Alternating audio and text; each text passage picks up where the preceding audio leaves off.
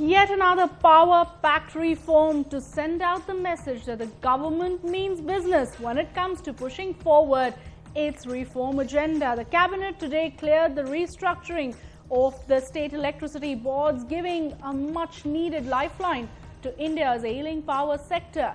But will it bring the lights back on, and will it further add fillip to the reversal of negative sentiment in the Indian economy?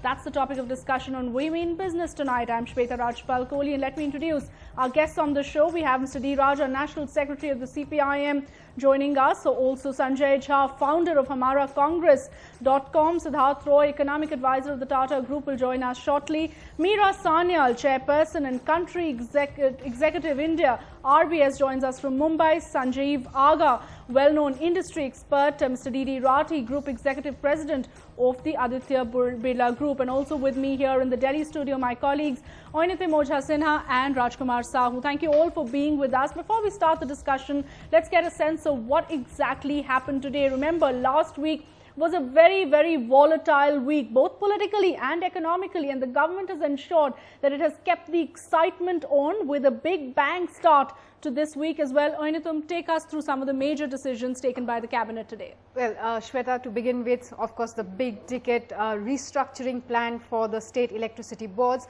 Now, what the proposal that has been cleared by the cabinet talks about is that the loan amount of 7 major states stand at about 2 lakh crore rupees. That will get restructured.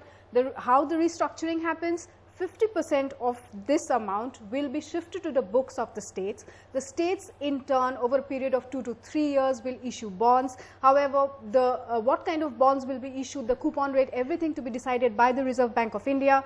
The remaining 50% will be restructured by the banks. They will give a 3-year moratorium to the distribution company so that they can go ahead and raise short-term loans. But the key here is to avail of this restructuring plan. They will have to comply with certain conditions. One, they will have to revise the power tariff at least annually.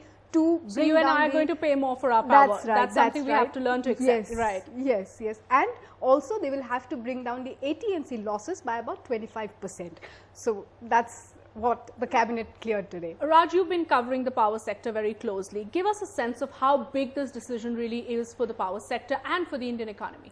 Indian economy, it's really big, because when we talk about 2 lakh crore, it is going to impact the whole sector in a big way. And it is not just the power sector, Shweta, it's also going to impact the banking sector. But this time what the government has done, that not to put the pressure on the banking sector, because they are saying, they are putting the precondition that if you want to avail this restructuring, if you want to avail this bailout package, then you have to go for power tariff hike every year. Second, as Oinathum already pointed out, that you have to cut down your AT&C losses by 25%. So these are the 2 major factors which hampers the growth of the power sector. And when this 2 lakh crore is again in the system, this is being rotated in the system, obviously the growth will start going up, because now you will have this 2 lakh crore to invest more for more power production, for more, bringing in more modern technology, for sending or transmitting electricity to our homes. So that will cut down everything, and that will, cut down the accidents and all that. So that is, in an indirect way, pushing more and more reform in the whole sector. All right. So is it part of the larger big reform push that the government is trying to bring in? Meera Sanyal, your first reaction.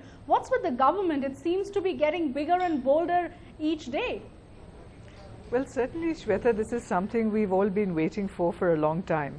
So I'm extremely glad to see the government move decisively on economic reforms. This is a very much needed step and certainly long overdue.